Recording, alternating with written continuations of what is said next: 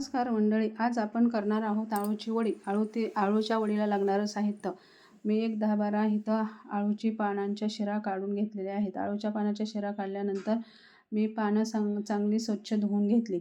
स्वच्छ पानं धुतल्याच्या नंतर एखाद्या वेळेस खाजरी आळू असते, आपल्याला माहीत नसते, त्याच्यामुळे मी त्याच्या शिरा चांगल्या लाटण्याने सगळ्या पानांच्या शिरा दाबून लाटून घेतल्या. लाटून शिरा घेतल्याच्या नंतर एक 10-12 पानं होती, त्याची मी शिरा सगळ्या लाटून घेतल्या. पानं लाटून घेतल्याच्या नंतर मी हिरवी मिरची कमी तिखट असल्यामुळे 10-15 घेतलेले आहे. तुम्ही तुमच्या आवडीनुसार कमी जास्त मिरची घेऊ शकता. मिरची घेतली, थोडंसं लसूण घेतला, आलं घेतलं, जिरं घातलं. जिरं घातल्याच्या नंतर थोडीशी मी कोथिंबीर घातली. कोथिंबीर घातल्याच्या नंतर तुम्हाला सांगते, मिक्सरलाही बारीक करून घेतला. मिक्सरला बारीक केल्याच्या नंतर आळूची वडी अशी तुम्ही पण करून बघा, छान लागते. डाळीचं पीठ घेतलं. माझ्याकडे काही तांदळाचं पीठ नव्हतं म्हणून मी फक्त डाळीचं पीठ वापरलं आणि त्याच्यात थोडासा क्रश करून ओवा घातला. अर्धा चमचा हळद घातली.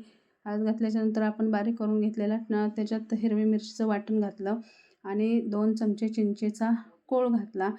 चिंचेचा कोळ घातल्यानंतर मी मिक्सरचं भांडं थोडंसं त्याच्यात पाणी टाकलं होतं, ते थोडंसं इसळून घेतलं आणि त्या पिठात टाकलं आणि सगळं मिक्स करून घेतलं आणि थोडीशी चवीनुसार मीठ टाकलं. मीठ टाकल्यानंतर आपण हे सगळं त्याचं बॅटर करून घेतलं. छान असं, जास्त पातळही नाही आणि जास्त घट्टही नाही आहे. व्यवस्थित सगळं मिक्स करून घेतलं. मिक्स झाल्याच्या नंतर आपण आळूच्या पानाला आता पीठ लावून घेऊया. तुम्ही बघताय बॅटर किती छान तयार झालं आहे बघा, जास्त पातळही नाही आहे. आता आपण एक पानं नाही आहे, 2-2, 3-3, 4-4 पानाला असं छोटी मोठी पानं असल्यामुळे ते 4-5 मी पानं लावलेले आहेत, 3-4 तर लावलेली आहेत. त्याच्या अशा पद्धतीनं पीठ आपण लावून घेऊ शकतो. तुम्ही पण अशी वडी बघा करून एक वेळ, खूप टेस्टी आणि छान लागते आणि चवीला अप्रतिम लागते. पीठ लावून घेतल्यानंतर मी त्याला रोल करून घेतला आणि एक चाळणी घेतली. चाळणीला तेल लावून घेतलं. अशा पद्धतीनं मी सगळ्या आळूची पानं भरून घेऊन रोल करून एका चाळणीत ठेवली. चाळणीत ठेवल्यानंतर एक गॅसवर पातेलं ठेवलं. पातेलं पाणी टाकून गरम करायला ठेवलं पाणी.